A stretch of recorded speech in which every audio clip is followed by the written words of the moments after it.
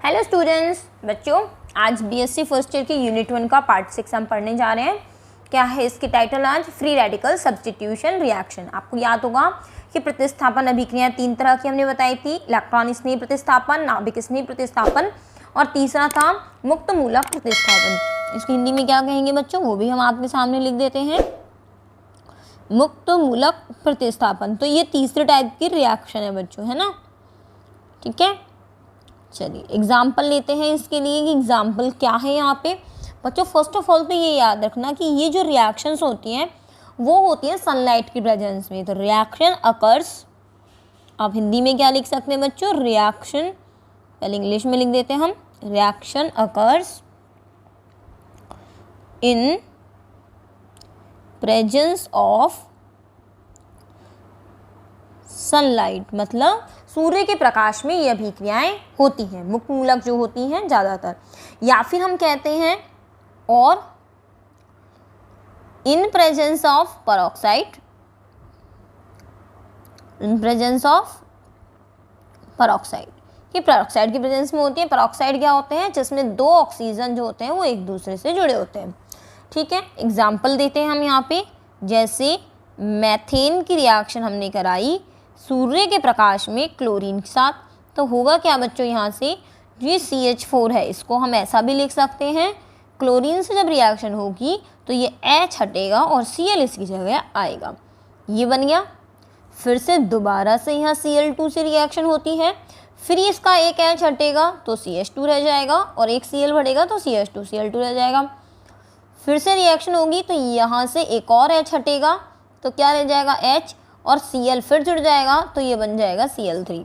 ये देखिए इस तरह से होता जाएगा। यहाँ पे ये CH3Cl है, ये रखा हमने, Cl2 से रिएक्शन करानी है तो ये HCl निकल जाएगा। ठीक है, जैसे ही निकल जाएगा ये Cl इसके साथ जुड़ जाएगा, जैसे ही जुड़ गया क्या बन गया, CH2Cl2, मतलब एक H एक Cl द्वारा हटता जाएगा। कब तक रिएक्शन होती रहेगी, जब तक सारे H हट नहीं जाते। ठीक है, अब इसकी मैकेनिज्म कैसे होगी बच्चों, वो हम यहाँ से देख लेते हैं। जो मुक्त मूलक रिएक्शन होती हैं ये सारी होती है चेन रिएक्शन, इतना तो आप जानते ही हैं। चलिए हेडिंग डाल लेते हैं, मैकेनिज्म। ठीक है, चेन रिएक्शन के बच्चों 3 स्टेप होते हैं। वो कौन कौन से होते हैं 3 स्टेप, तो हम इसमें लिख लेते हैं कि ये रिएक्शंस जो होती हैं वो 3 स्टेप में कंप्लीट होती हैं। अब इंग्लिश मीडियम वाले अपने इंग्लिश में लिख लीजिएगा, मैं थोड़ा बहुत इंग्लिश, मतलब इसका टर्मिनोलॉजी हम इंग्लिश में यूज़ कर रहे हैं। ये रिएक्शन 3 स्टेप में होती हैं या 3 पदों में होती हैं,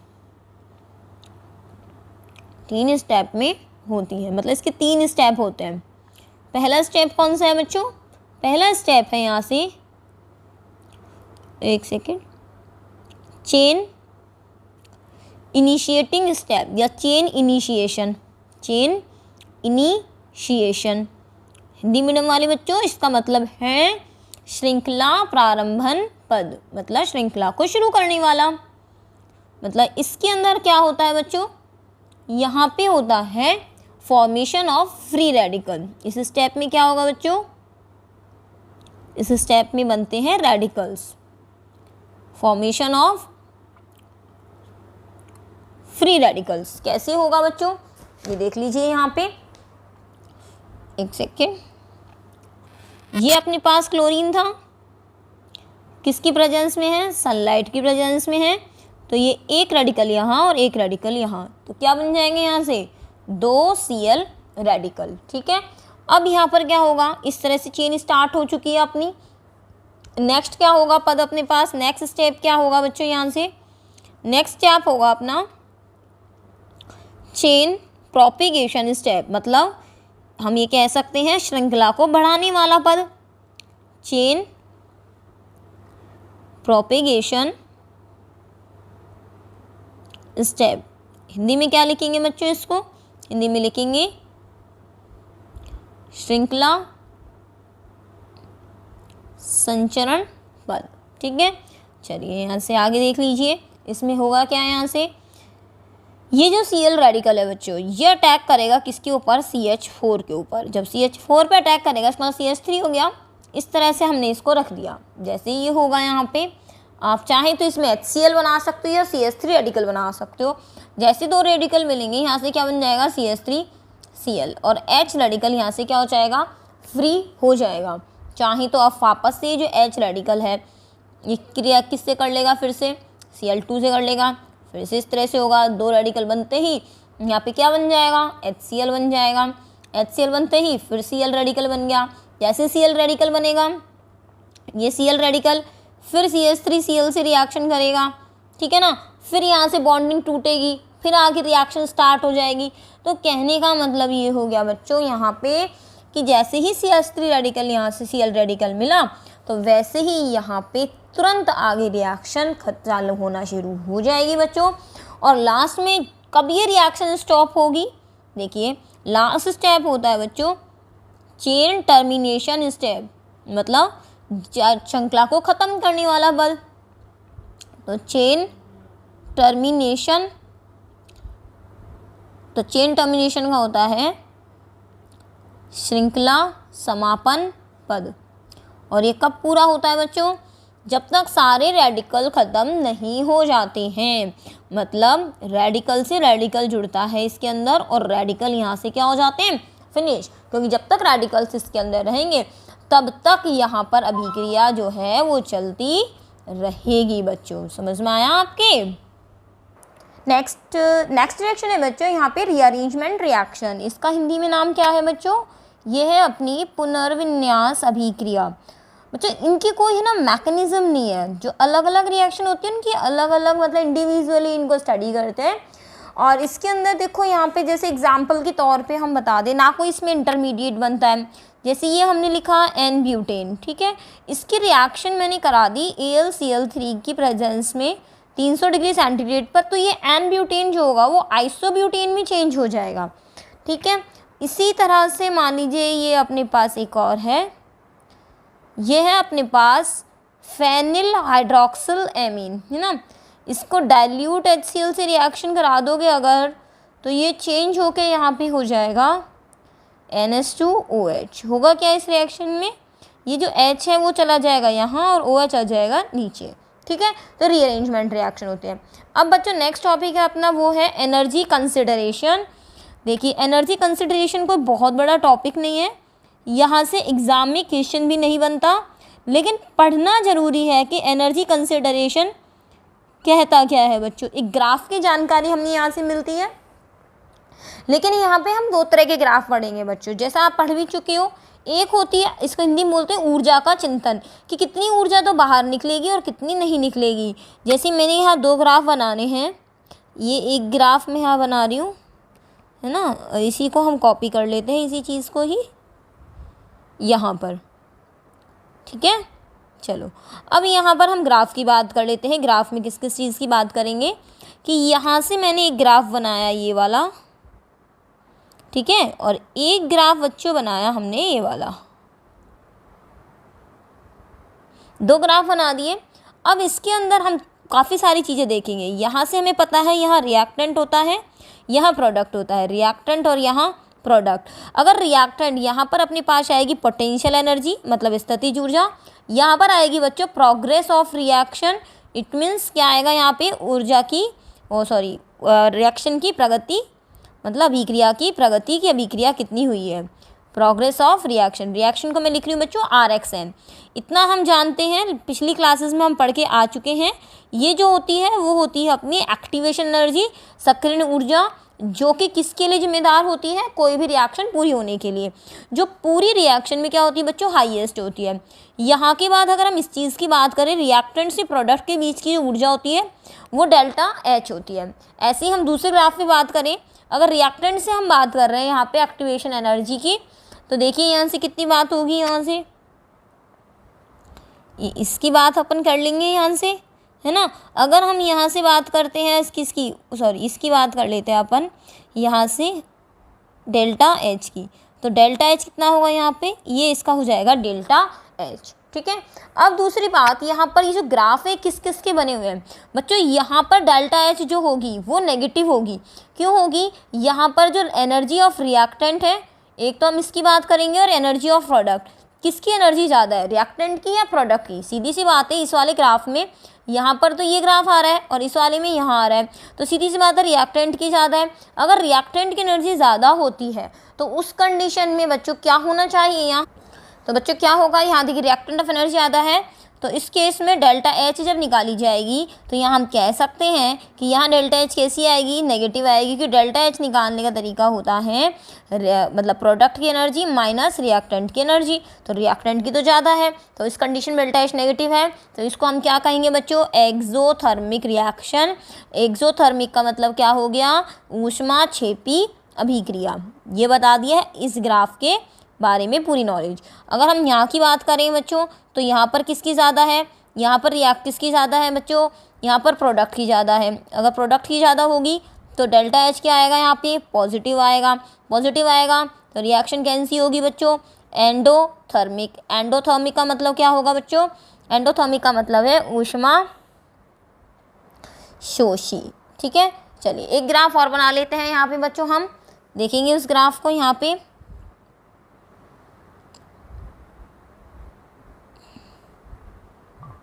ये देखेंगे बच्चों, यहाँ पे देखिए स्टूडेंट्स, हमने एक ग्राफ ये बनाया, इसका मतलब क्या है, ये वाली चीज़ किसको बता रही है, मध्यवर्ती को बता रही है, मतलब इंटरमीडिएट को बता रही है। अगर इस तरह से आपको गड्ढा दिखाई देता है, अगर मैं आपसे कहूँ कि एक ग्राफ मैंने मान लीजिए बच्चों इस तरह से बनाया, यहाँ पे 1 2 3 और इस तरह से आपसे पूछा जाता है बताइए इसके अंदर इंटरमीडिएट कितने हैं, तो बच्चों ध्यान रख लीजिएगा 1 2 और ये 3, कितने इंटरमीडिएट हैं इसके अंदर, 3, मतलब 4 पीक्स आएंगी तो 3 इंटरमीडिएट आएंगे।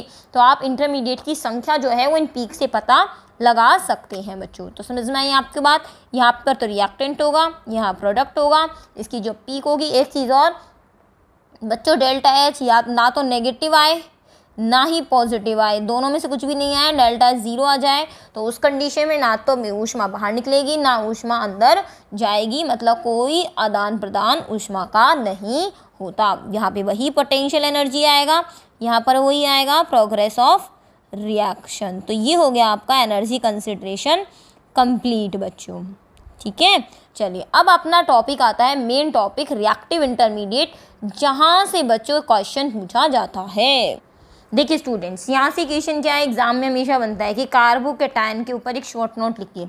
तो आपको शॉर्ट नोट में लिखना क्या क्या है वो हम जान रहे हैं। ठीक है, तो देखिए स्टूडेंट्स, इसमें क्या क्या चीज़ हमें बतानी होती हैं। सबसे पहली बात, कार्बोकेटायन का फॉर्मेशन हम लिख लेते हैं इस तरह से ना, एक्स। तो यहाँ से ये इसकी इलेक्ट्रोनेगेटिविटी ज़्यादा होती है, तो अपने पास क्या बन जाएगा, यहाँ से एक सेकेंड, ये बन गया प्लस और ये एक्स माइनस निकल गया। हालांकि पहले भी मैं बता चुकी हूँ बच्चों कार्बोकेटायन के लिए, ये अपना क्या बन गया बच्चों, कार्बोकेटायन। आपको वो सारी चीज़ें लिखनी होंगी क्योंकि शॉर्ट नोट पूछा जाता है बच्चों, है ना। अब इसके लिए क्या क्या हम लिख सकते हैं, आपकी बुक में जो है नहीं लिखा होता इस तरह से, इसीलिए नोट्स की नीड होती है बच्चों। केवल पिक पॉइंट लिखेंगे अपन, जिसके लिए अपना पढ़ना आसान हो जाएगा।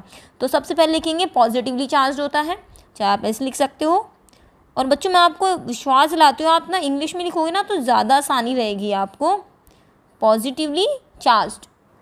सेकेंड पॉइंट क्या है बच्चों, इसके अंदर इलेक्ट्रॉन आप एक बार काउंटिंग कीजिए इनकी, देखिए 1 2 3 4 5 6 और ये प्लस, इट मीन्स कितने इलेक्ट्रॉन हुए, 6 इलेक्ट्रॉन। और अगर किसी स्पीशीज में 6 इलेक्ट्रॉन से कम होते हैं तो हम इसको क्या बोलते हैं बच्चों, इलेक्ट्रॉन डेफिशिएंट बोलते हैं, इट मीन्स इलेक्ट्रॉन न्यून कहते हैं। डेफिशिएंट का मतलब क्या होता है बच्चों, न्यून, तो इलेक्ट्रॉन डेफिशिएंट कहते हैं। ठीक है, इसलिए कैसा बिहेव करेगा, जिसके पास इलेक्ट्रॉन की कमी होती है वो बिहेव कैसा करता है, इलेक्ट्रोफाइल की तरह। So behaves as electrophile.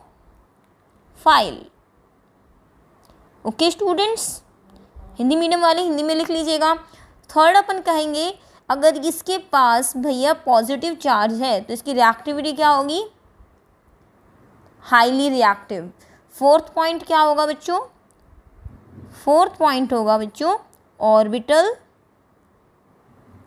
एक सेकेंड यहाँ पे डायग्राम, ऑर्बिटल डायग्राम में देखिएगा बच्चों, इसकी जो स्ट्रक्चर होती है वो होती है त्रिकोणीय समतलीय, है ना, या हम कहते हैं ट्रायंगुलर प्लेनर।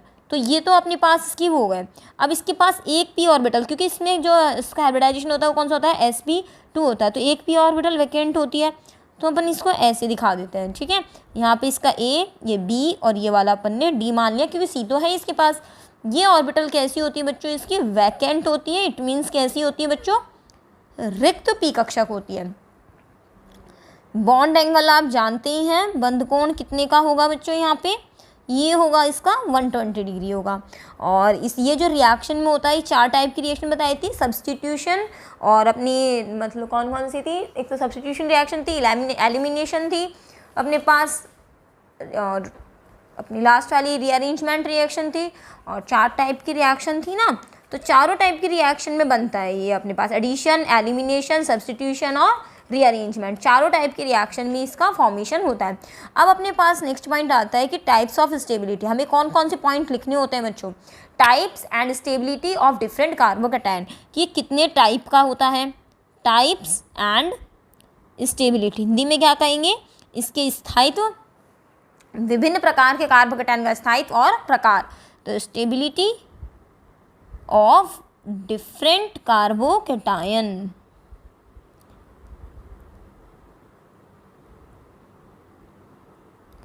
ठीक है स्टूडेंट्स, ओके। चलो पहली बात कर लेते हैं यहाँ पे स्टेबिलिटी ऑफ एल्काइल कार्बोकैटायन। मैं पहले भी बता चुकी हूँ यहाँ पे आपको।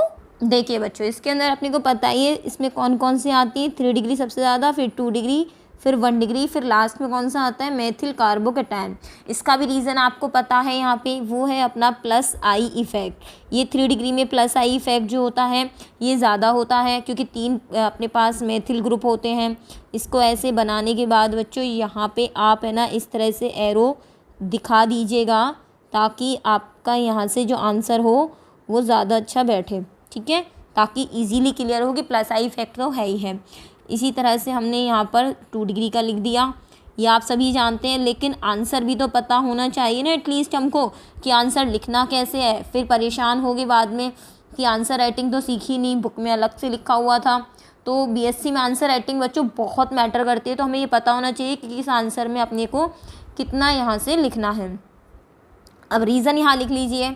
देखिए बच्चों यहाँ से फर्स्ट रीज़न क्या है, प्लस आई इफेक्ट। आपको बुक में नहीं मिलेंगी बच्चों ऐसी चीज़ें, मैं आपको क्लियरली कह रही हूँ। कोई सी भी बुक उठा के देख लेना, किसी में नहीं मिलने वाली है क्योंकि नोट्स अपनी ही जगह होते हैं। मैंने पहले भी आपसे बात कही थी।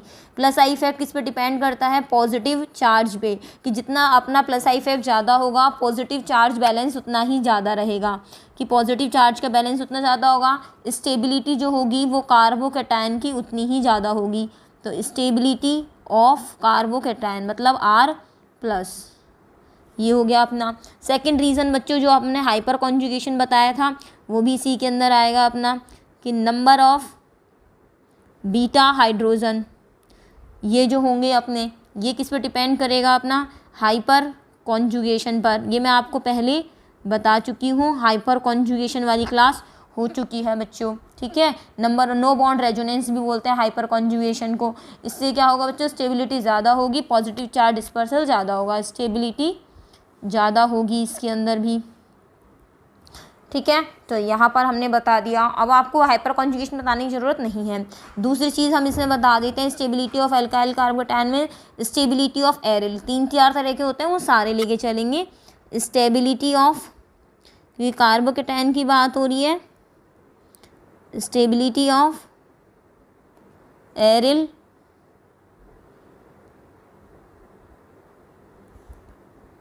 कार्बोकैटायन बच्चों, है ना।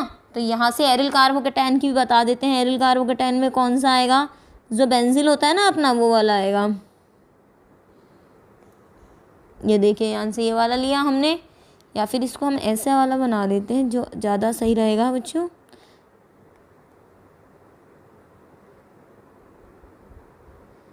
ये हो गया, एक सेकंड स्टूडेंट्स, ये हो गया अपना, है ना, ये प्लस लग गया। तो ये 3 डिग्री वाला हो गया। इसके बाद अपने पास 2 वाले आ जाएंगे।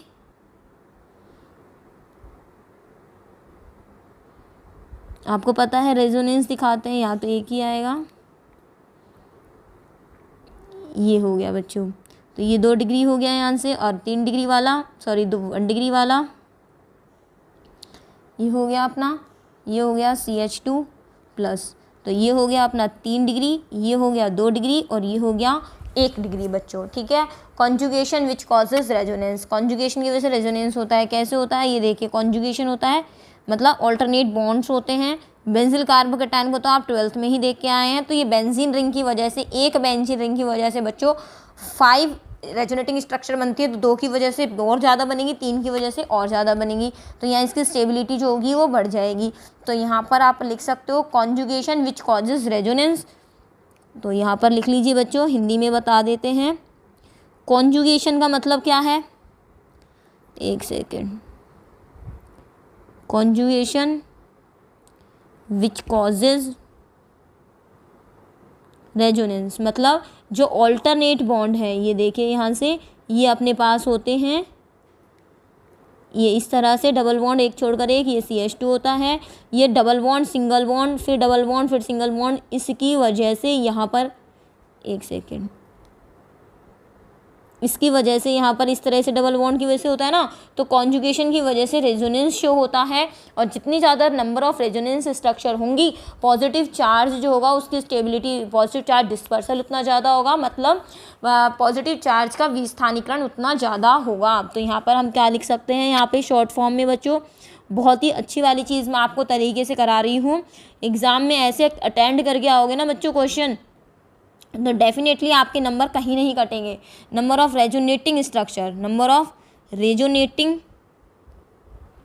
स्ट्रक्चर मतलब अनुनादी अनुनादी संरचनाओं की संख्या जितनी ज़्यादा होगी बच्चों, उतना ही ज़्यादा क्या होगा, पॉजिटिव चार्ज डिस्पर्सल होगा। पॉजिटिव चार्ज डिस्पर्सल का मतलब क्या हो गया यहाँ से कि डिस्पर्सल, एक सेकेंड, डिस्पर्सल का मतलब हो गया उतनी ही ज़्यादा फैलेगा वो, ठीक है। और उतना ही ज़्यादा क्या होगा बच्चों, स्टेबिलिटी होगी। अगर आप हिंदी में लिखना चाहेंगे तो हिंदी में लिखेंगे अनुनादी संरचनाओं की संख्या जितनी ज़्यादा होगी, धनात्मक आवेश का विस्थानीकरण उतना ज़्यादा होगा और उतना ही अधिक क्या होगी, कार्बोकेटायन का यहाँ पर स्थायित्व होगा बच्चों। तो समझ में आ गई आपको बात, यहाँ से हम क्या कहना चाह रहे हैं। तो यहाँ पे अनुनादी संरचना बना लेते हैं जो आप बहुत अच्छी तरह से बनाना जानते हैं बच्चों। ये देखिए यहाँ से इस तरह से लिखा, ये CH2+ रहा, इलेक्ट्रॉन यहाँ से यहाँ मूव किया।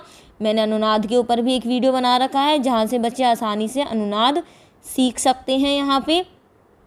यहाँ पे आप घुमाओगे, डबल बॉन्ड यहाँ आ जाएगा, CH2 यहाँ आएगा, प्लस यहाँ आएगा, ये इस तरह से होगा, ये यहाँ जाएगा, फिर क्या होगा बच्चों, ये देखिए, एक सेकेंड, ये स्ट्रक्चर कैसे बन गई,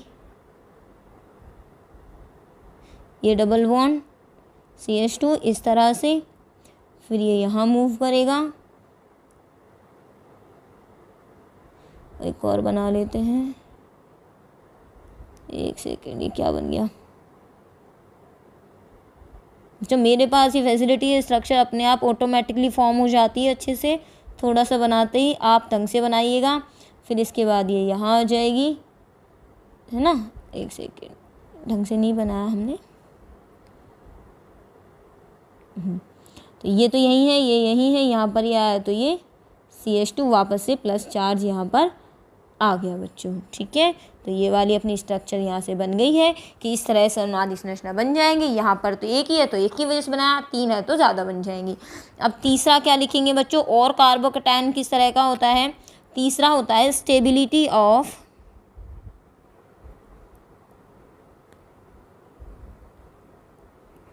अनसैचुरेटेड। एक चीज़ और बच्चों, मेरे को एक्चुअली क्या स्कूल खुल चुके हैं तो टाइम थोड़ा कम मिल पाता है, तो कभी कभी बीच में क्लासेस मिस हो जाती हैं। तो आप पैनिक मत हुआ कीजिए, मैं आपकी क्लासेस जो हैं वो करवा रही हूँ ऑर्गेनिक की। अभी आपकी पढ़ाई भी बहुत अच्छे से स्टार्ट भी नहीं हुई है, तो ऐसा मत किया कीजिए कि एक दिन क्लास नहीं आए, मैडम आज की क्लास कहाँ है, आज की कहाँ है। क्योंकि देखो इतना ज़्यादा टाइम जो है वो अभी मुझे नहीं मिल पा रहा है, क्योंकि स्कूल जो है वो हमारे खुल चुके हैं बच्चों, है ना।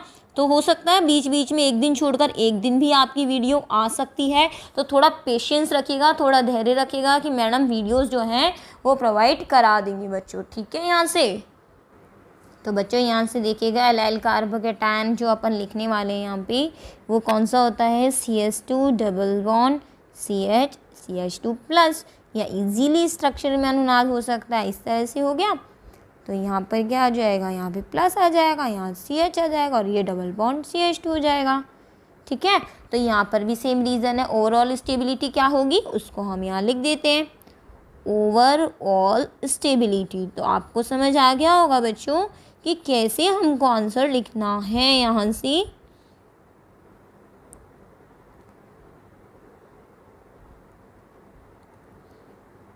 ठीक है, सबसे पहले तो किसकी होगी सबसे ज़्यादा, तो बच्चों एरिल की होगी। एरिल में भी 3 डिग्री, 2 डिग्री और 1 डिग्री। इसके बाद किसकी होगी बच्चों, एरिल की होगी यहाँ से। और इसके बाद किसकी होगी बच्चों, एल्काइल की होगी यहाँ से। उसमें भी 3 डिग्री, फिर 2 डिग्री और फिर 1 डिग्री। यहाँ पे अपना कार्बोकेटायन फिनिश होता है बच्चों। नेक्स्ट अपन पढ़ेंगे कार्बोनेन। तब तक के लिए आप सेफ रहिए, सुरक्षित रहिए बच्चों। और दूसरी बात, जल्दी से शेयर करना नहीं भूलिएगा, जल्दी से शेयर कर दीजिएगा। Thank you students. कल की क्लास में पढ़ेंगे हम second intermediate which name is carbocation. Thank you students, bye bye. बच्चों 12th के स्टूडेंट्स को आप ही जोड़ सकते हैं। आप 11th क्लास के जो भी बच्चों को जानते हैं जो प्रमोट हुए हैं 11 से 12th में, प्लीज़ मैम को सपोर्ट कीजिए और 11 से 12th में आने वाले बच्चों को इस चैनल को शेयर कर दीजिए, ताकि जैसे आप पढ़ पाए 12th क्लास को ईजिली हमारे पास, इसी तरह से आने वाले बच्चे भी पढ़ पाएँ। थोड़ा सा आपका सपोर्ट मैम को चाहिए इस वक्त। आप आशा करती हूँ आप सभी सपोर्ट करेंगे। Thank you students, bye bye.